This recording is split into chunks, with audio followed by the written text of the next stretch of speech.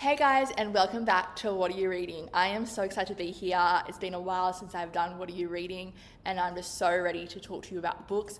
I've been reading so much recently. I will say I am slightly behind on my Goodreads reading challenge. I think I'm 4 or 5 books behind, so I am on a race to finish my reading challenge. Let me know, guys, where you're up to in your reading challenge, and if you're behind or on task. I always admire the people who are 5 books ahead. I don't know how they do it, but yes, I've been reading lots and I can't wait to talk to you about what books we've been reading. You guys know the drill. You love this. You let us know what you've been reading in the comments and we'll let you know what we've been reading here in the Better Reading office. I am so excited. Let me start with our book of the week. Our book of the week is by Heather Rose and it's called A Great Act of Love. We actually had Heather here in the office this week I think, and she recorded a podcast with Cheryl, so we're really excited to bring that to you. So make sure you are looking out on the podcast. We have it on Spotify, Apple, and on our website. But yeah, this book is historical fiction, and we've got a few historical fiction for you this week, but I love a good historical fiction, and this one is set in Tasmania, and it's Caroline, and she tells a story about how she comes to Tasmania, but in those days it's still called Van Diemen's Land. And yeah, this is based on Heather's family history, which I think is so interesting when books are based on a true story. I love that. And it's all about, a spellbinding tale of legacy, passion, and reinvention. And it's all about a family. And at the heart of the family is Champagne and a daughter who's determined to rewrite their fate. Highly recommend. Love the book, love the author, and I'm so excited to hear the podcast episode. So make sure you're watching out for that. We'll post it on our socials, so definitely give this one a read. Hey guys, Better Reading, don't forget to let us know what you've been reading in the comments, and I am going through all the books we've been reading this week in the office. It's been a massive reading week for us. I've got so much to talk to you about, so let's keep going. The next one I'm going to talk to you about is our book of the month, our book club pick. This is Legacy, and if you've been following us on Instagram or Facebook, you know that I have been reading it during this month, and I'm giving you updates as I go. I am about 40% of the way into this, and I am hoping that by the end of today, I'm halfway through. I can't stop turning the pages. This book is so good. I'm just gripped. So it's another Martin Scarsden series, in the Martin Scarsden series. And if you know Chris Hammer, the author, he wrote the Martin Scarsden series, moved on to a different series, but now he's back. So I'm sure lots of you have been waiting for this for a very long time. And basically Martin Scarsden, he used to be a journalist, I think, correspondent in like war zones and everything, but this time he's writing a book on a Melbourne mobster, and he thinks he's safe because that mobster has passed away, but then there's an assassination attempt at his book launch, so then he flees and he thinks he's safe, but then he stumbles upon a family feud, and oh my gosh, it's crazy, so many things going on. It's the Carmichaels versus the Stantons, and it's just all this stuff is happening. I don't know which side I'm on. I don't know who to believe. I'm kind of leaning toward the Stantons at the moment, but if you're reading the book, let me know what you think. If you're on a certain side of the family feud, or if you're just enjoying it and reading and enjoying it. So it's great. Highly recommend. Chris Hammer, so talented. There's all these different threads that is coming together, and there's so many different things. There's another person who's writing family history of the Carmichaels, and it's absolutely crazy. So highly recommend Legacy by Chris Hammer. He does not let you down. Just every book is so amazing. So definitely give this one a read. Let's see what you guys have been reading now. So we've got Christine says hi. Hi Christine, always great to have you. Carolyn had a quiet week reading The Killer Question by Janice Hallett and The Body in the Kitchen Garden by Paula Hutton. Sounds like a great reading week. Sandra says Heather's book is on my wish list. You're going to have to let me know when you've read it and what you think. And she is reading Gravity Let Me Go by Trent Doughton. Oh, another great book. Sandra says she has a Legacy to read too. Oh, definitely update me when you've read it. I am loving it so much. If you can't tell me rambling on about it. Kaz is reading The Soldier's Daughter, and you know what? We've also been reading that this week in the office. We love a segue. You know, Cheryl loves a segue. I love a segue. But this is another historical fiction, and funnily enough, it is also set in Tasmania. And it's about Violet Nash, and she's always lived in the shadow of her father's broken dreams. And this happened on the battlefields of World War One, and then in Heartbreak, and then they moved to Tasmania and they start a distillery there. But then when World War Two comes, old wounds are opened and secrets are brought to the surface again.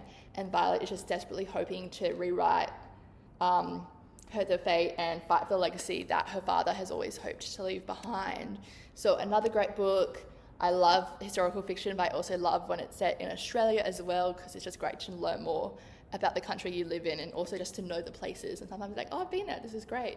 So highly recommend this, The Soldier's Daughter by Fiona McIntosh. Yet again, another great author, Fiona McIntosh. Her books are amazing, can't let you down. So highly recommend, and thank you for that, Cats.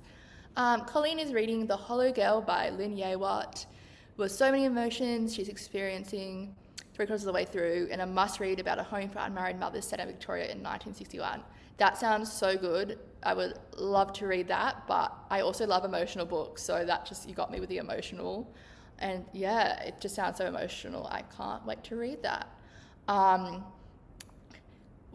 Christine is reading Trisha Stringer's book, The Road Trip. We're going to talk about that later, but another segue, we actually had an event with Trisha. She zoomed in because she lives in Adelaide, and we love Trisha. She's so lovely, great to chat, but she has had her recent book come out, I think this week or last week.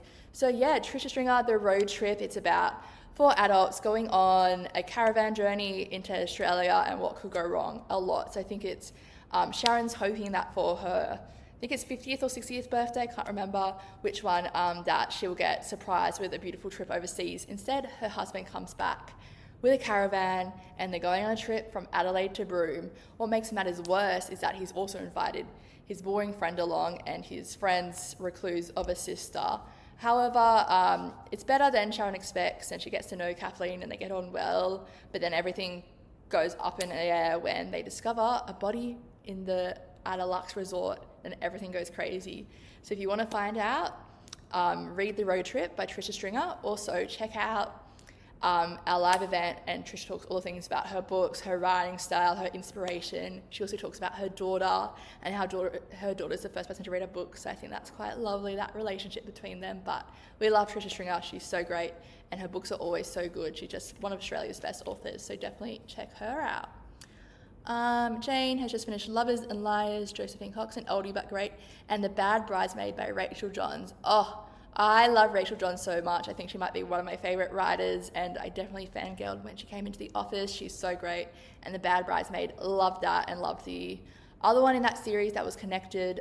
What is it called? The Other Bridget. So definitely recommend Rachel Johns. If you love a good romance or a good rural romance, she just excels in that area, and she is such a lovely person.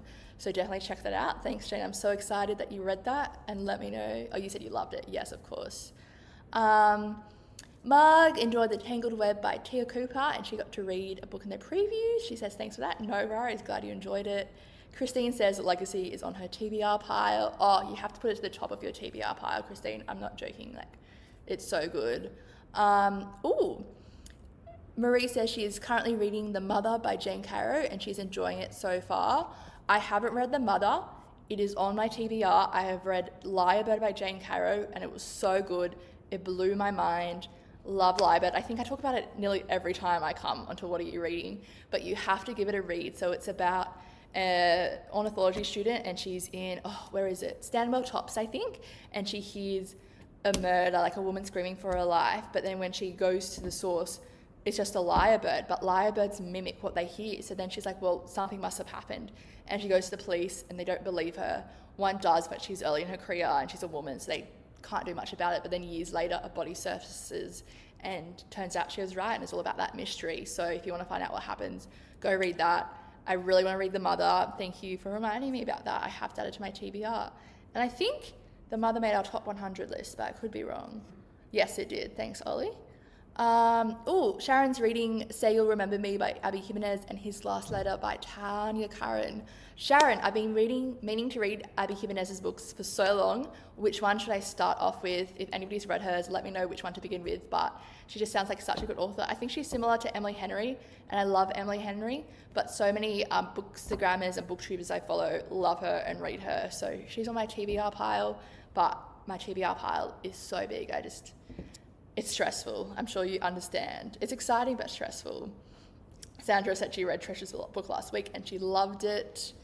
What other? Cass says she can't wait to read Legacy. Jodie says she's read Paper Heart by Cecilia Ahern. Yvonne's reading Blood Like Ours by Stuart Neville. And Sandra said she's read both Jane Carrey's books and both excellent. And Jess is reading The Suspect by Michael Robotham. Oh, Michael Robotham, his books are just so great. It's just, I think it's the amount of research he does. If you haven't been to a live event or watched one of our interviews with him or podcasts, definitely give it a listen or give it a watch, because he just does the most amazing stuff with research, and some of the stories he has is crazy. Like the real life stories that influence his research and his writing is just absolutely insane. So definitely go give them a watch and read his books. Okay, the next book I want to talk to you about is Sharp Force by Patricia Cornwell, and I think this will pop up on the screen. This is a thriller, and it's another Scarpetta novel. So during the early hours of Christmas morning, Chief Medical Examiner Dr. Kay Scarpetta receives a chilling call, and the Phantom Slasher has struck again. Super scary, suspenseful. If you love a thriller, this one is for you. Highly recommend it. Patricia's writing is great, so definitely give it a go. And then the next book I'm going to talk to you about is the latest Gary Disher. This is Mischance Creek.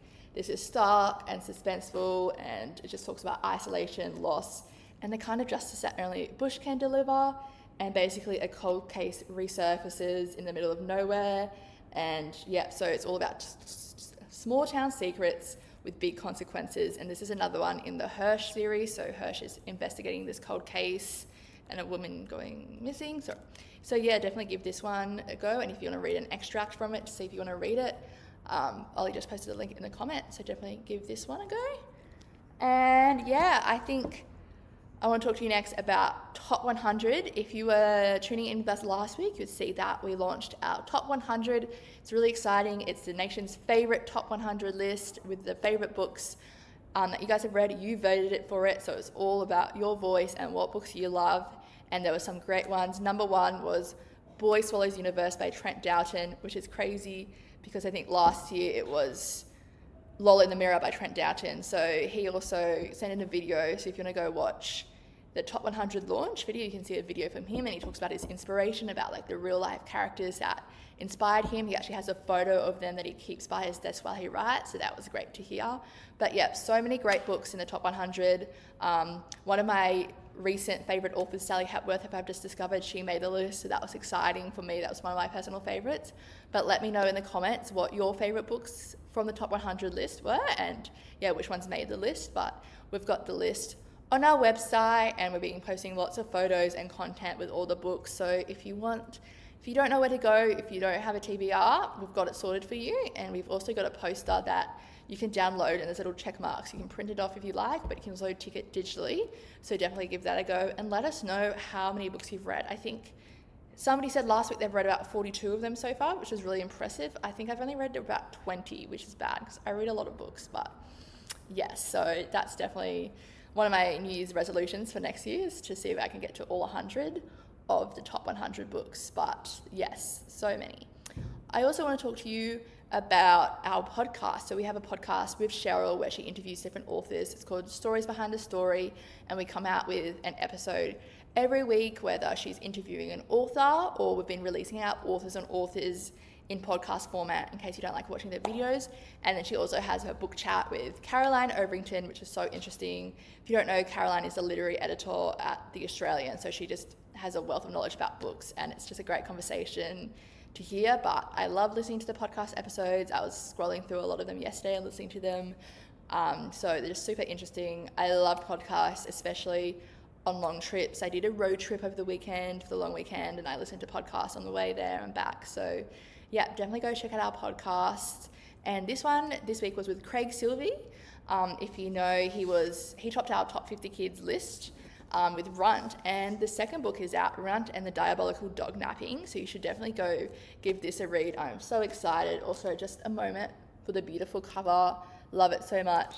But Runt, who is Annie's dog, if you remember from the first one, has been kidnapped, and she has got a message saying, "Annie Shearer, I have your dog, await my instructions."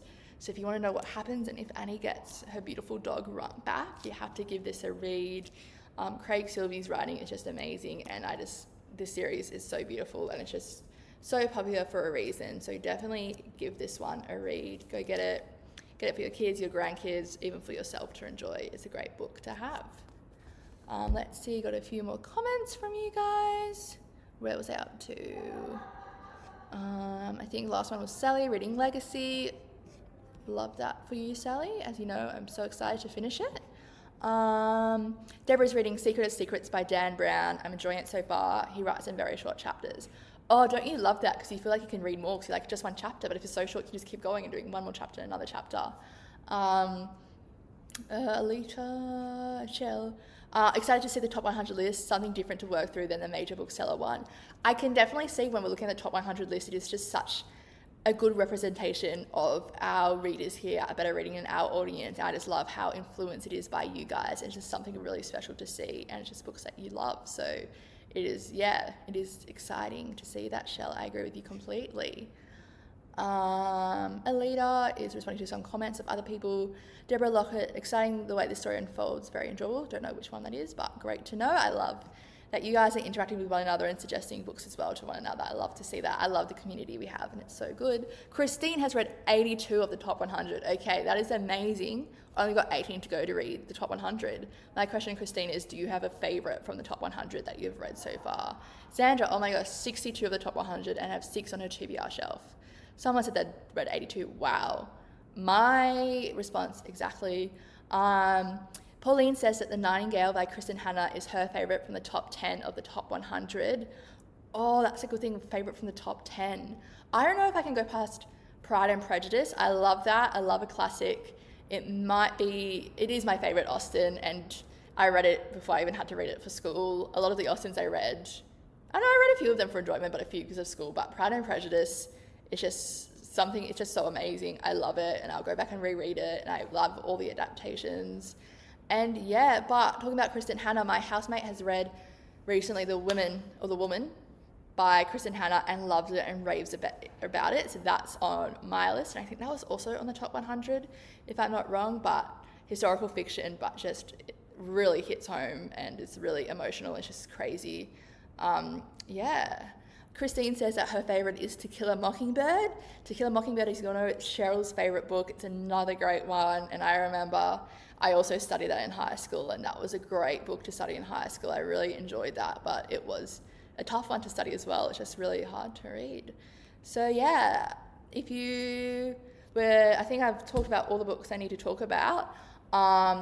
But if you have any last comments, let me know what you've been reading. I do have a massive TBR list, but I feel like it changes every time I come onto What Are You Reading, because you make great suggestions today, like Abby Jimenez, and then The Mother by Jane Caro. Those are two that I'm going to take home with me to read from your suggestions. Thank you so much. But I hope you have liked some of the books we've talked about, and we're getting one more comment. Alita says Pride and Prejudice is her favourite Austen as well. It's such a good one. Deborah says she has a never-ending TBR. It's so true. I just feel like mine grows every week, and it's stressful, and I try to keep up with it, but it's never going to end. But that's kind of nice because it means you always have a good book to read. I made the mistake last night of starting a new book just before I went to bed, and I was staying up so late reading. And it wasn't even Legacy. I don't know if you guys do this, but I read multiple books at once because then, I don't know, I can never get enough of books.